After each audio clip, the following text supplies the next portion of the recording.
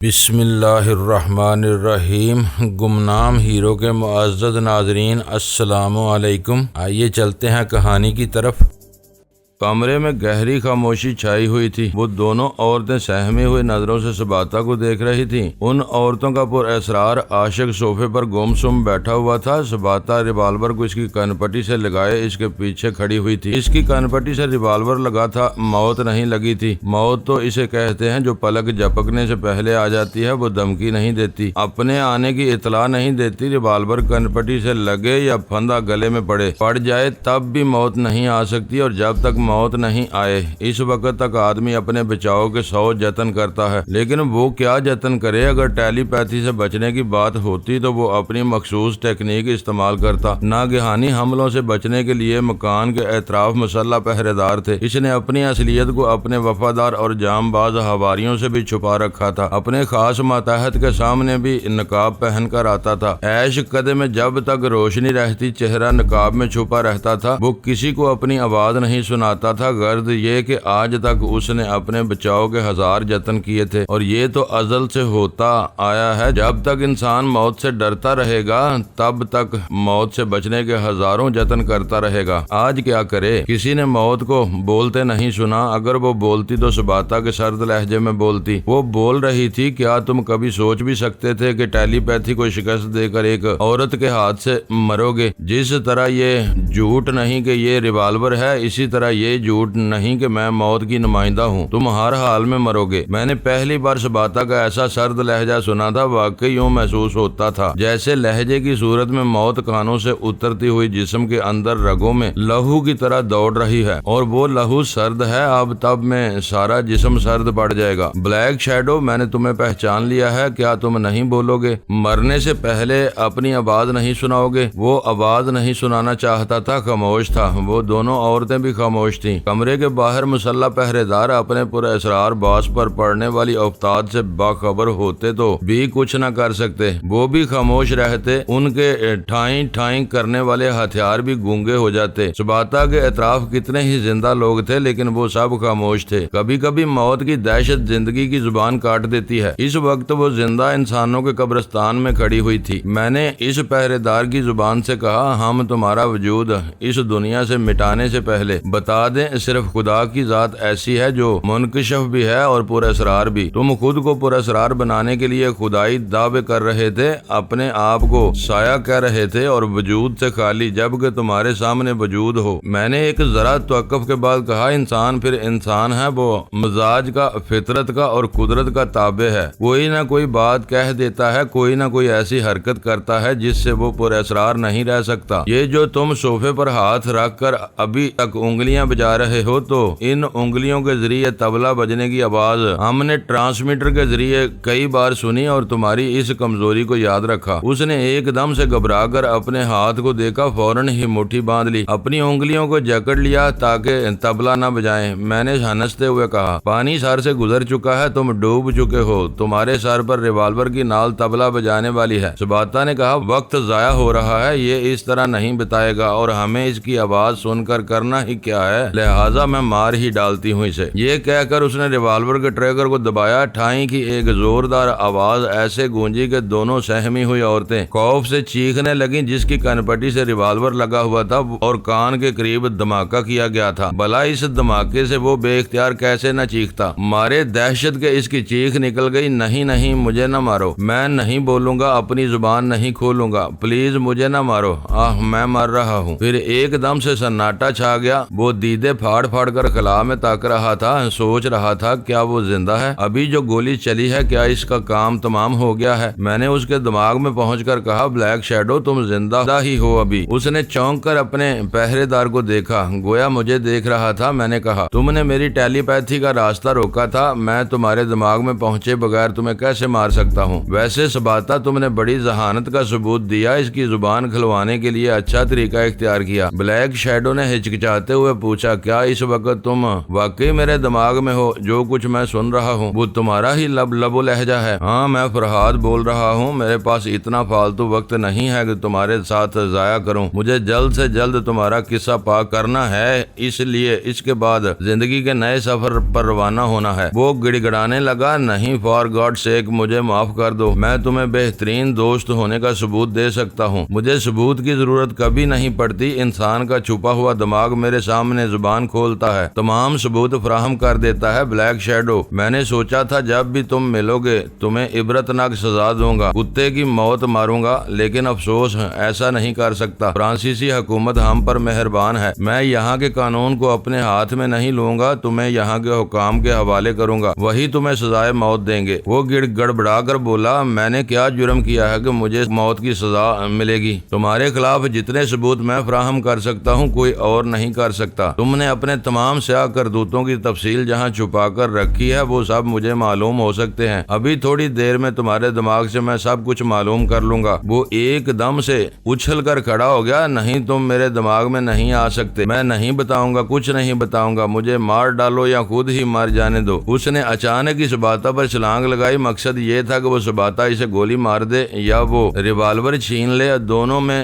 کسی کا بھلا تھا۔ ریوالور ہاتھ آ جاتا تو وہ اپنے پہرے دار کو گولی مار دیتا، گویا کہ مجھے گولی مار دیتا اور سباتا کو بھی زندہ نہ چھوڑتا، لیکن سباتا نے میدان عمل میں ہمیشہ محتاط اور چوکس رہنا سیکھا تھا، پھر وہ کامیاب کیسے ہو سکتا تھا؟ وہ ایک طرف ہٹ گئی تھی، نتیجہ یہ ہوا کہ وہ چھلانگ لگاتا ہوا صوفے پر آیا، پھر اسے لیے ہوئے فرش پر پہنچ گیا۔ میں نے کہا، او بے وقوف، تم ریوالور چھین کر مجھے ہلاک کرو گے تو تمہارا پہرے دار مرے گا، میں زندہ ہی رہوں گا۔ وہ رہ گئی سباتا، اس سے تم خواہ مخواہ الجھ رہے ہو، یہ صرف وادی کاف کی شہزادی نہیں بلکہ پہاڑوں اور چٹانوں کی پالی ہے، اس پر حملہ کرنا تو دور کی بات ہے، اسے تم چھو بھی نہ سکو گے، یہ تمہارے لیے اعزاز ہوگا۔ وہ ابھی تک فرش پر اوندا پڑا ہوا تھا، سباتا نے ریوالور اس کے سامنے پھینکتے ہوئے کہا، مرنا ہی چاہتے ہو تو لو، ہمیں بھی مار ڈالو اور خود بھی مر جاؤ۔ اس نے لپک کر ریوالور کو اٹھا لیا، بے یقینی سے کبھی ریوالور کو اور کبھی سباتا کو دیکھنے لگا، پھر اٹھ کر کھڑا ہو گیا، کہنے لگا، میں جانتا ہوں تم میرے دماغ میں ہو، مجھے گولی چلانے کا موقع نہیں دو گے، لیکن میں ضرور چلاؤں گا۔ اس نے دونوں ہاتھوں سے ریوالور کو مضبوطی سے تھام لیا، پھر ٹرائگر پر انگلی رکھ کر اسے دبایا، کھٹ کھٹ کی آواز سنائی دی، ریوالور خالی تھا، سباتا مسکرا رہی تھی، اس نے پتھر کی طرح ریوالور کو کھینچ کر مارا، وہ بیٹھ گئی، وہ اس کی ایک ساتھی عورت کی پیشانی سے جا ٹکرایا، وہ چیختی ہوئی چکرا کر گر پڑی۔ میں نے پوچھا، بلیک شیڈو، ابھی سباتا نے ایک فائر کیا تھا، آواز دور تک گئی ہوگی، جو مسلح گارڈز کوٹھی کے باہر ہیں وہ اب تک نہیں آئے، کیا وہ تمہارے لیے کوئی خطرہ محسوس نہیں کر رہے ہیں؟ میں خود ہی اپنے طریقہ کار پر پچھتا رہا ہوں، جب تک الارم کا بٹن نہ دباؤں اس وقت تک کوئی کوٹھی میں داخل نہیں ہوتا، صرف میرے 4 مسلح گارڈز میری حفاظت کے لیے ہوتے ہیں، تم اس طرح میرے سر پر پہنچ جاؤ گے، میں سوچ بھی نہیں سکتا تھا، پلیز ایک بار مجھے دوست بنا کر آزماؤ۔ میں نے سنا ہے کہ ماسٹر کی نے تمہیں چیلنج کیا ہے، میں تم سے وعدہ کرتا ہوں تمہاری جگہ میں اس سے ٹکراؤں گا، میں معلوم کروں گا وہ کون ہے اور کہاں پایا جا سکتا ہے۔ بلیک شیڈو، صوفے کو سیدھا کرو اور آرام سے بیٹھ جاؤ، پہلے میں تمہارے دماغ کو پوری طرح کھنگال ڈالوں، اس کے بعد تمہاری بات کا جواب دوں گا۔ اس نے صوفے کو سیدھا کیا، پھر اس پر بیٹھتے ہوئے کہا، میں حاضر ہوں، جو چاہو میرے دماغ کے تہہ خانے میں اتر کر معلوم کر لو، لیکن ایک وعدہ کرو، مجھے فرانسیسی حکومت کے حوالے نہیں کرو گے۔ یہ تو میں ضرور کروں گا تاکہ تم ان کی قید میں رہو۔ ہاں، یہ وعدہ کرتا ہوں ماسٹر کی کے خلاف تم میرے کام آ سکو تو تمہیں یہاں کی قید سے نکال کر جہاں چاہو گے پہنچا دوں گا۔ سباتا نے پوچھا، فرحاد کیا ہمیں باتوں میں نہیں الجھا رہا؟ یہ چاہتا ہے کہ میں خیال خوانی کے ذریعے اس کے دماغ کو پوری طرح کھنگال نہ سکوں،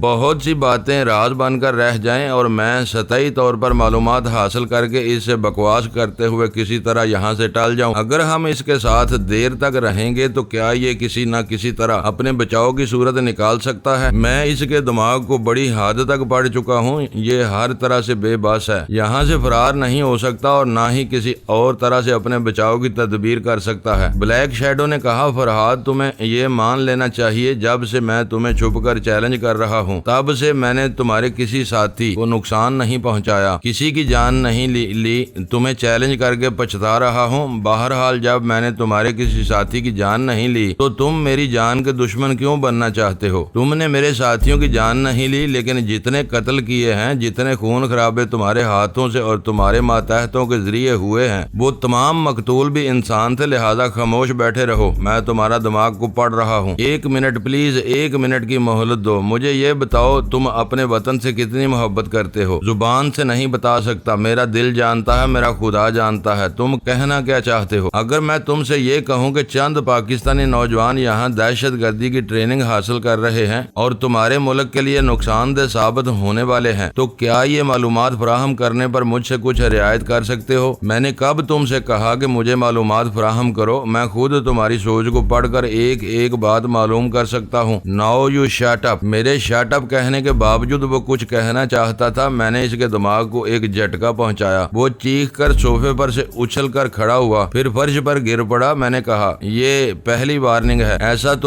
اب تم نے زبان کھولی اور مجھے ڈسٹرب کیا تو اس سے زیادہ اذیت پہنچاؤں گا۔ چلو اب اٹھ کر صوفے پر بیٹھ جاؤ۔ وہ دماغی تکلیف سے دوچار تھا، اس کے اٹھنے اور صوفے پر بیٹھنے میں زیادہ دیر لگتی۔ میں نے سباتا سے کہا، میں اس پہرے دار کو کمرے سے باہر لے جا رہا ہوں، اس کے بعد تم دروازہ بند کر دینا، میں کمرے کے اندر آ جاؤں گا، رسونتی کو بھی لے آؤں گا۔ میں پہرے دار کو باہر لے گیا، سباتا نے دروازے کو بند کر دیا۔ اب وہ پہرے دار حیران و پریشان اپنے چاروں طرف دیکھ رہا تھا، یہ سمجھ تو رہا تھا کہ خیال خوانی کے ذریعے اسے ٹریپ کیا گیا تھا، لیکن پریشان تھا کہ وہ زندہ رہتے ہوئے مردوں کی طرح کہاں گم ہو گیا تھا۔ میں اسے سوچتا ہوا چھوڑ کر رسونتی کے پاس گیا، وہ دوسرے پہرے دار کے دماغ میں موجود تھی، اس کے سامنے دونوں گونگے ابھی تک فرش پر بے ہوش پڑے ہوئے تھے۔ میں نے کہا، رسونتی انہیں ہوش میں لا کر ٹیلی پیتھی کے ذریعے چکر دو، انہیں گن چکر بناتی رہو، پھر میرے پاس چلی آنا، انہیں ان کے حال پر چھوڑ دینا۔ میں پھر بلیک شیڈو کے دماغ میں پہنچ گیا، وہ چپ چاپ بیٹھا سوچ رہا تھا، کیا فرحاد اس پہرے دار کے جسم کے ساتھ باہر چلا گیا ہے؟ اگر چلا گیا ہے تو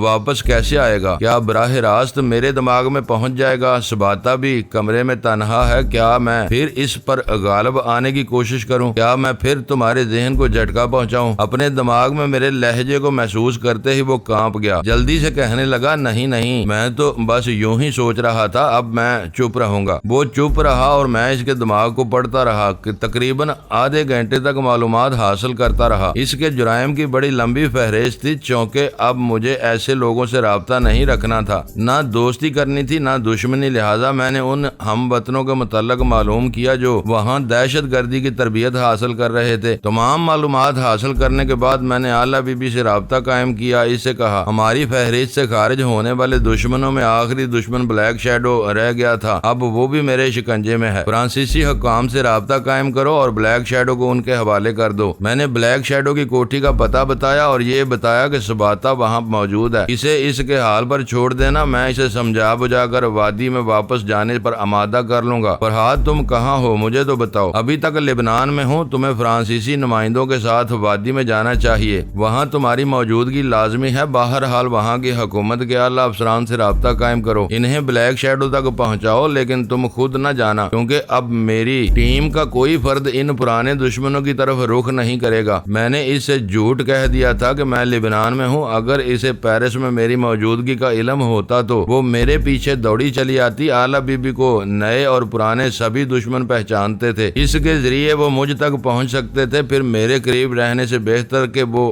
وادی میں رہتی۔ میں نے بلیک شیڈو کے دماغ میں پہنچ کر کہا، اب صوفے پر سے اٹھو اور اپنے مخصوص لب و لہجے میں کوٹھی کے باہر پہرا دینے والوں کو مخاطب کرو، ان سے کہو وہ اپنے تمام ہتھیار ایک جگہ ڈھیر کر دیں، پولیس کی ایک باری جمعیت کوٹھی کا محاصرہ کرنے والی ہے، لہٰذا کوئی مقابلہ کرنے کی حماقت نہ کرے۔ وہ گھبرا کر کھڑا ہو گیا، دونوں ہاتھ جوڑ کر سباتا کی طرف منہ کر کے گڑ گڑاتے ہوئے کہنے لگا، نہیں فرحاد نہیں، پولیس والوں کو یہاں نہ بھیجو، قانون کے محافظوں کو میرا پتہ نہ بتاؤ، دیکھو دنیا میں کوئی بات ناممکن نہیں، ہم چاہیں تو ہماری دوستی ممکن ہو سکتی ہے۔ سباتا نے کہا، میں فرحاد نہیں سباتا ہوں، تم میری طرف ہاتھ جوڑ کر کیوں گڑ گڑا رہے ہو؟ وہ فوراً ہی دوسری طرف پلٹ گیا، لیکن اس کی سمجھ میں نہیں آیا کہ فرحاد کہاں ہے، کس طرف منہ کر کے وہ فریاد کرے۔ میں جبرن اسے اس میز کی طرف لے گیا جہاں اس کی مخصوص ساؤنڈ ریکارڈنگ اور ساؤنڈ براڈ کاسٹنگ مشین رکھی ہوئی تھی۔ میں نے کہا، چلو اس طرح بولو جس طرح اپنی آواز ہم تک پہنچایا کرتے تھے، وہ اتنی آسانی سے میرے بات نہیں مان سکتا تھا اسے پھر ایک دماغی جھٹکا پہنچایا تو وہ تڑپ کر چیخنے لگا، نہیں نہیں کے انداز میں سر ہلاتے ہوئے کہنے لگا، خدا کے لیے مجھے معاف کر دو، جو کہہ رہا ہوں اس پر عمل کرو، اپنے آدمیوں کو ہتھیار پھینکنے کے لیے کہو۔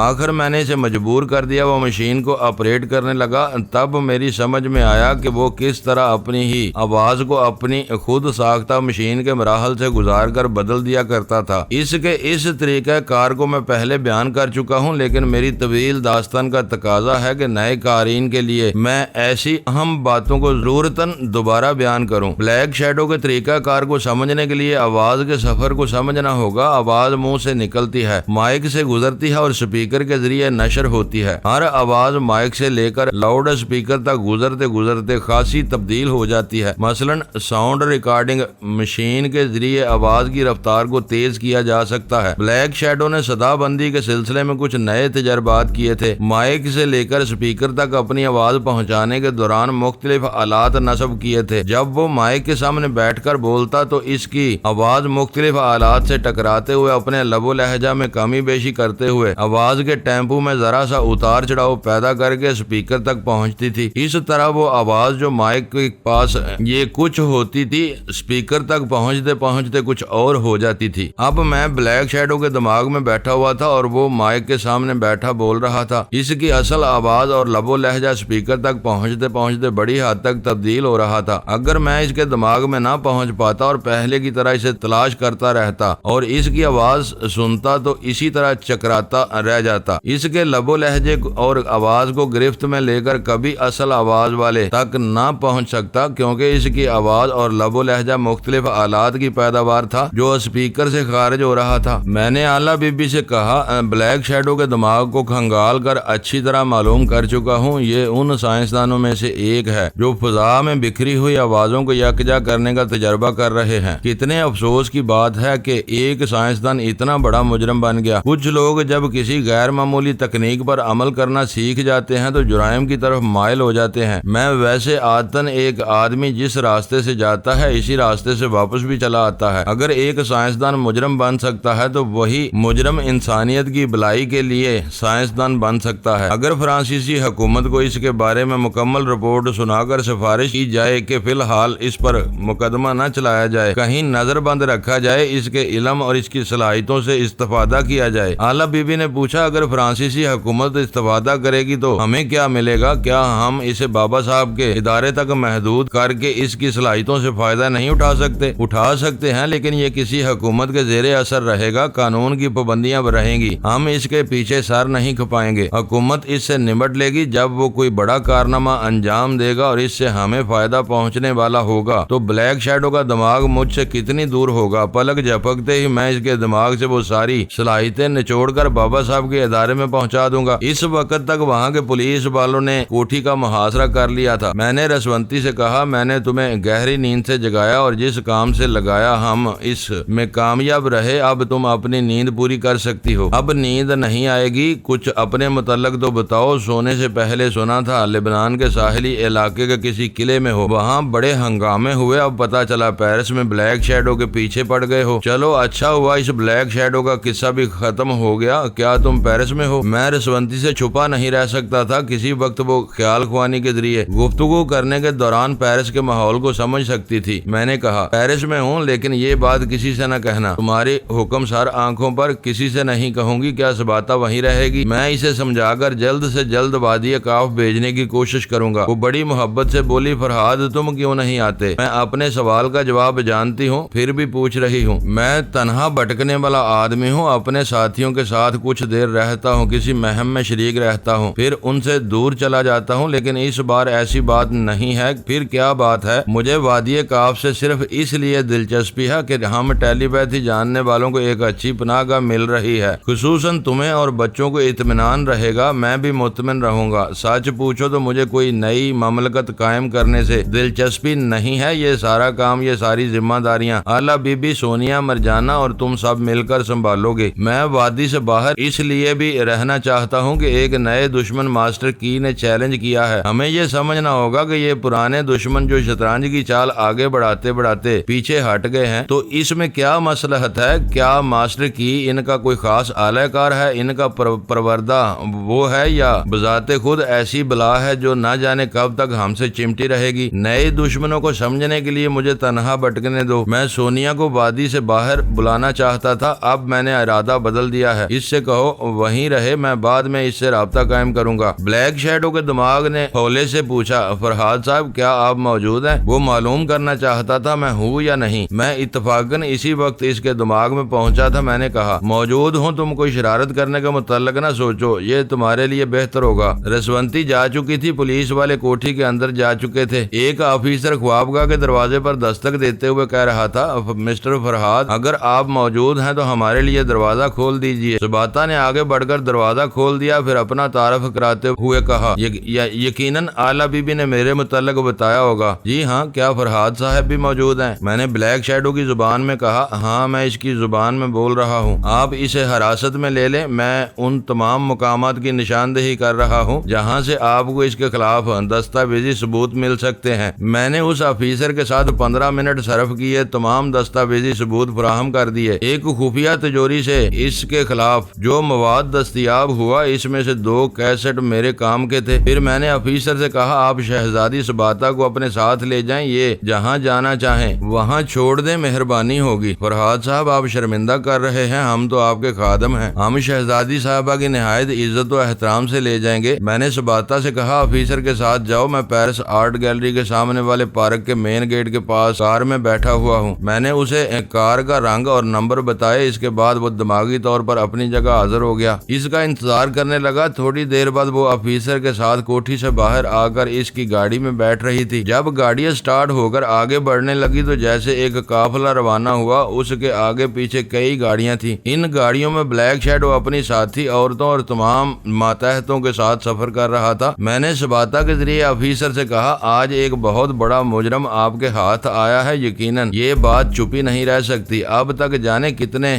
بڑے بڑے مجرموں کو پولیس کے کامیاب آپریشن کی اطلاع مل چکی ہوگی، ابھی ان کی نظریں ہم پر ہوں گی۔ اگر میں کہیں راستے میں اترنا چاہوں تو کیا مجرموں کی نظر میں نہیں آ جاؤں گی؟ آفیسر نے کہا، میرا خیال ہے مجرموں کو یہ نہیں معلوم ہے کہ بلیک شیڈو نے آپ کو حراست میں رکھا تھا اور اس وقت آپ میرے ساتھ سفر کر رہی ہیں۔ ہم ابھی اس قافلے سے جدا ہو جائیں گے، کسی اسنیک بار کے سامنے گاڑی روک کر کافی پئیں گے۔ اگر کوئی ہماری نگرانی کر رہا ہوگا تو پتہ چل جائے گا، اور پتہ نہ بھی چلے تو نگرانی کرنے والے یہی سمجھیں گے کہ اس پولیس آفیسر کی کوئی گرل فرینڈ ہے جس کے ساتھ وہ گھوم رہا ہے۔ اس نے اپنی گاڑی اس قافلے سے جدا کر لی، دوسرا راستہ اختیار کیا۔ سباتا نے کہا، میں کسی اسنیک بار سے کافی پینے کے بعد آرٹ گیلری کے سامنے والے پارک میں جاؤں گی، آپ جہاں چاہیں گی پہنچا دوں گا۔ میں نے سباتا کے ذریعے سوال کیا، کیا آپ ماسٹر کی کے متعلق کچھ جانتے ہیں؟ وہ ہنستے ہوئے بولا، آپ میرا امتحان لے رہی ہیں بلا، ماسٹر کی کے متعلق کون نہیں جانتا؟ سباتا نے حیرانی سے پوچھا، کیا واقعی آپ ہمیں بتائیں پلیز،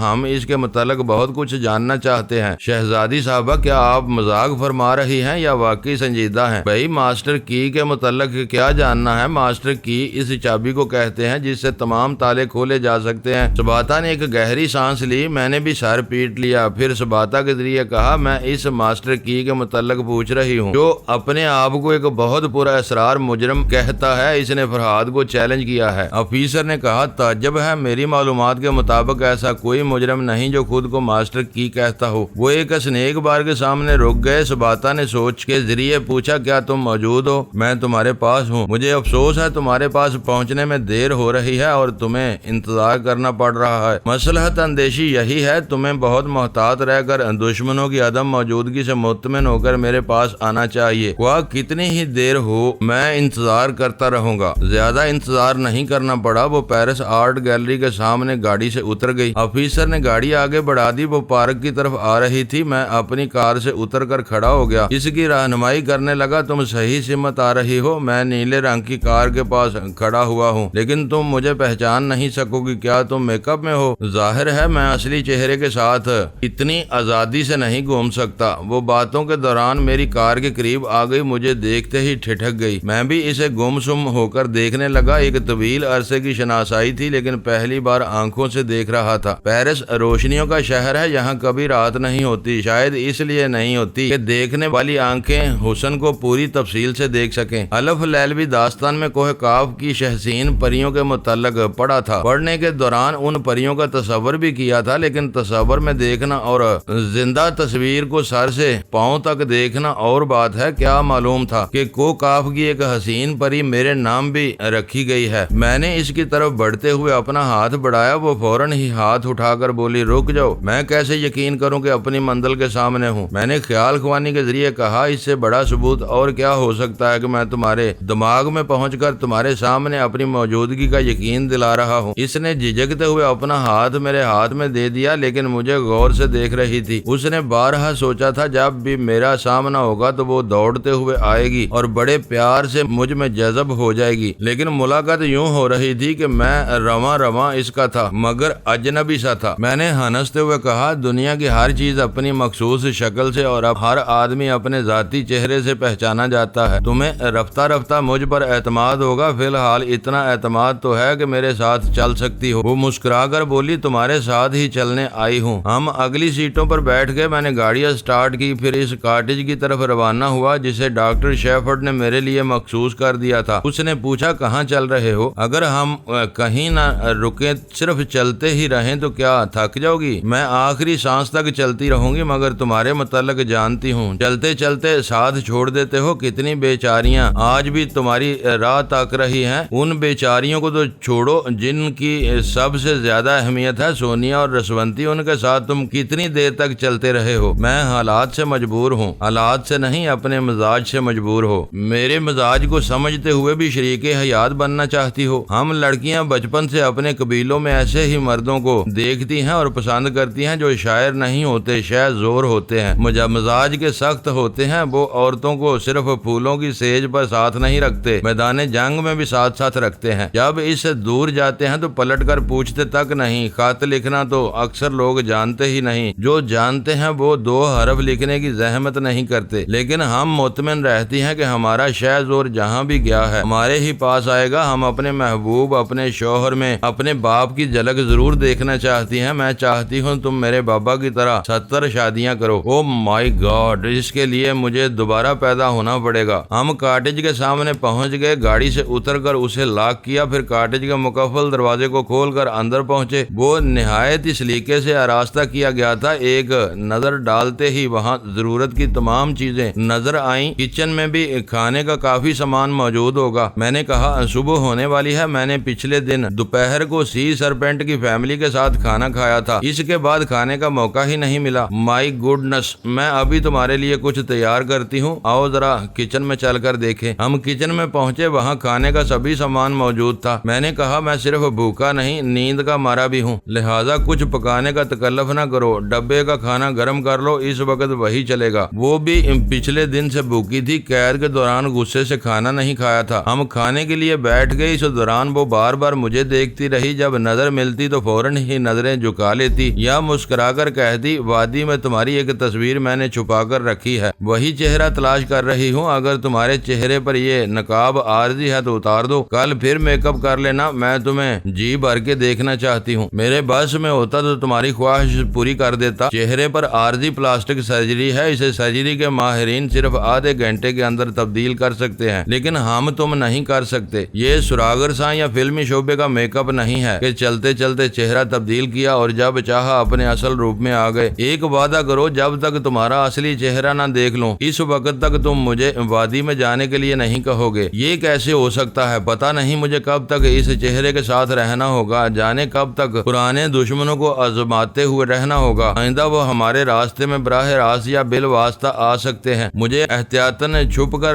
رہنا ہوگا، اور چھپنے کا یہی مناسب طریقہ ہے۔ میں تمہارے سامنے ہوں مگر تمہارے سامنے نہیں ہوں۔ اچانک اہدیکا یاد آ گئی، وہ بھی میرے سامنے تھی مگر نہیں تھی۔ وہ میری زندگی میں بڑے ہی انوکھے انداز سے آئی تھی، اس کی یاد آتے ہی دل اس کی طرف کھینچا جاتا تھا، اور میں یقین سے کہتا ہوں جب بھی وہ یاد آیا کرے گی مجھے ایسے طلسم قدے میں پہنچا دے گی جہاں خواب و حقیقت ہوتے ہیں اور حقیقت خواب سی ہوتی ہے۔ اگر میں سباتا کو ایسے ہی انوکھے انداز سے متاثر کرتا تو وہ بھی سب کچھ پا کر کچھ نہ پاتی، اور کچھ نہ پانے کا خیال آتا تو وہ دماغ کہتا کہ اس نے سب کچھ پا لیا ہے۔ جو حقیقت ہوگی وہ خواب کی طرح محسوس ہوتی رہے گی جب تک میں اصلی روپ میں دوبارہ اسے نہیں ملوں گا۔ اس وقت تک وہ ایسی ہی بھول بھلائیوں میں بھٹکتی رہے گی اور اپنے آپ سے پوچھتی رہے گی جسے پا لیا تھا وہ اجنبی تھا یا اپنا۔ لڑکیاں بڑی محتاط ہوتی ہیں، زندگی میں پہلی بار کسی کے لیے پیار کا دروازہ کھولنے سے پہلے اسے اچھی طرح جانچ پرکھ لیتی ہیں، پہچان لیتی ہیں، اور سباتا میری ٹیلی پیتھی کے ذریعے پہچان رہی تھی، مگر چہرے سے شناسائی حاصل نہیں ہو رہی تھی، اس لیے وہ محتاط تھی۔ آرٹ گیلری کے سامنے اس نے ایک بار اپنا ہاتھ مجھے پکڑایا تھا، اس کے بعد پھر موقع نہیں دیا۔ بڑی محبت اور بھرپور اپنائیت سے رہنے کے باوجود مجھ سے دور دور رہی۔ میں بہت عرصے کے بعد بڑے اطمینان، بڑی بے فکری سے تمام دن سوتا رہا۔ شام کے 6 بجے بیدار ہوا، غسل وغیرہ سے فارغ ہو کر لباس تبدیل کیا، پھر سباتا سے کھانے کے لیے پوچھا۔ اس نے کہا ڈائننگ ٹیبل پر چلے جاؤ، میں اپنے ہاتھوں سے پکایا ہے۔ کھانے کے دوران میں نے کہا وادی میں سونیا، رسونتی اور مرجانہ ہیں، آلہ بی بی وہاں پہنچ گئی ہوگی، تمہیں بھی وہاں رہنا چاہیے تاکہ وادی کو نئے سرے سے مستحکم کرنے کے سلسلے میں تم ان کے ساتھ بھرپور تعاون کر سکو۔ مجھے وادی کے انتظامی امور سے کوئی دلچسپی نہیں ہے اور نہ ہی میں اس سلسلے میں کوئی تجربہ رکھتی ہوں۔ دماغ تو رکھتی ہو، تم ذہین ہو اور جنگجو طبیعت کی مالک ہو، وہاں دشمنوں سے نمٹنے کے لیے تمہاری موجودگی ضروری ہے۔ میں بحث نہیں کروں گی، لیکن ایک وعدہ کرو، جب بھی تم اپنا چہرہ تبدیل کرنے جاؤ گے اور اصلی روپ میں آؤ گے تو سب سے پہلے مجھے بلاؤ گے۔ میں وعدہ کرتا ہوں سب سے پہلے تمہیں اپنے پاس بلاؤں گا۔ میں نے ڈائننگ ٹیبل کے پاس سے اٹھتے ہوئے کہا کھانے کے بعد مجھے چائے اچھی لگتی ہے، ابھی لاتی ہوں۔ میں ٹی وی لاؤنج میں بیٹھ گیا۔ دنیا کی مشہور شخصیتیں کبھی گمنام نہیں رہتی اور نہ ہی گوشہ نشینی اختیار کر سکتی ہیں۔ ان کے انٹرویو، ان کے بیانات، ان کی تصویریں اخبارات میں اور رسائل میں آئے دن شائع ہوتی رہتی ہیں، پھر ٹی وی کے ذریعے انہیں دیکھا جاتا ہے، ریڈیو کے ذریعے ان کی آواز سنی جاتی ہے۔ اسی طرح میں بھی انہیں دیکھتا، سنتا اور پڑھتا رہتا ہوں اور یہ کسی وقت بھی ان کے دماغوں میں پہنچ سکتا ہوں۔ اسی طرح میں فرانسیسی حکومت کے ایک اعلیٰ افسر کے پاس پہنچ گیا۔ میں نے اسے مخاطب کیا تو اسے یقین نہیں آیا، مجھے یقین دلانا پڑا۔ تب اس نے کہا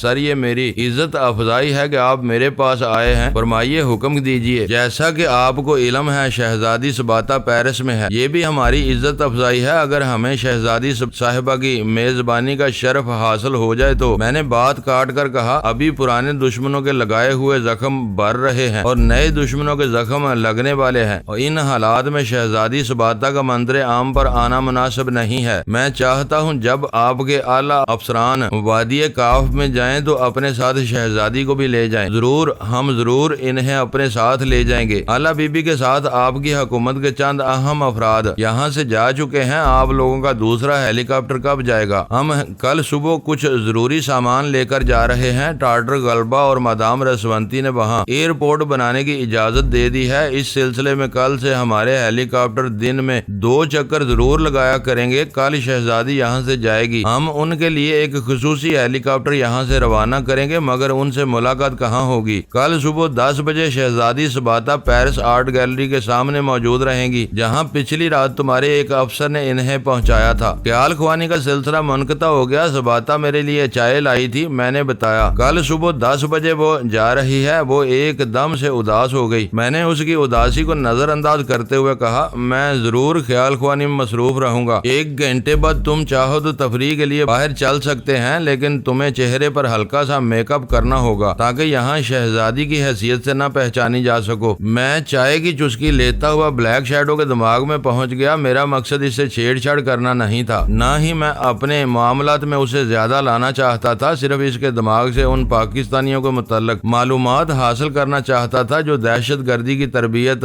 حاصل کر رہے تھے۔ میں نے پولیس والوں کو اس کے خلاف تمام دستاویزی ثبوت لے جانے کا موقع دیا تھا، لیکن وہ 2 کیسٹ اپنے پاس رکھ لیے تھے جن کے ذریعے دہشت گردوں کے دماغوں میں پہنچ سکتا تھا۔ بلیک شیڈو نے بتایا کہ فلاں کیسٹ میں فلاں کی آواز ریکارڈ کی گئی ہے۔ میں نے وہ کیسٹ نکالا، اسے ریکارڈر میں لگایا، پھر اس سے ابھرنے والی آواز کو سننے لگا۔ چند لمحوں کے بعد میں نے ریکارڈ کو آف کر دیا۔ اب میں ایک پاکستانی کرم داد عرف کرمو کے دماغ میں تھا۔ دہشت گردی کیا ہے؟ دہشت گرد کون لوگ ہوتے ہیں؟ قارئین، اس سے پہلے کہ اب داستان کے نئے موڑ پر نئے باب کا اضافہ کروں، آپ سے دہشت گردی کے متعلق اہم باتیں کرنا چاہتا ہوں تاکہ آپ میری داستان کے پس منظر کو اچھی طرح سمجھ سکیں۔ ایک مقولہ ہے، یعنی جو ایک کے لیے دہشت گرد ہوتا ہے وہی دوسرے کے لیے ہیرو بن جاتا ہے۔ یہ بات ایسی ہی ہے جیسے کوئی اپنے ملک میں حکومت تبدیل کرنے کے لیے تحریک چلائے تو باغی یا تخریب کار کہلائے گا، لیکن جو لوگ تبدیلی لانا چاہتے ہیں ان کی نظروں میں وہی